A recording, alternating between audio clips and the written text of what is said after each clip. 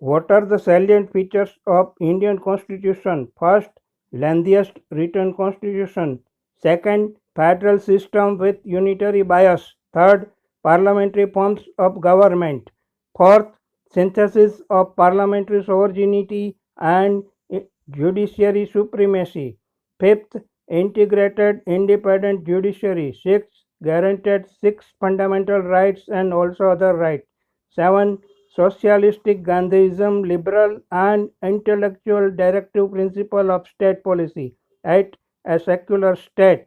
9. Universal adult franchise. 10. Single citizenship. 11. Independent body like Election Commission, CAGI, UPSC and State Public Service Commission.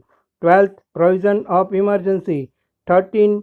Three-tier government. 14. Constitutional status of cooperative society.